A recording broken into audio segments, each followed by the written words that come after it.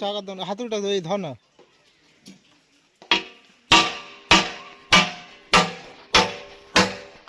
দাঁড়া অনেক ধরুক, হাতুড়ি লাগবে না তো। ধর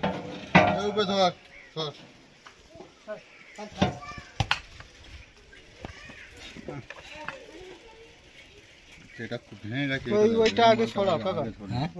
এটা ভেঙে গেছে, এটার মালটা আগে সরিয়ে নিন। এই উপরে সরিয়ে যাক, মাথায় তেল পড়তে পারে।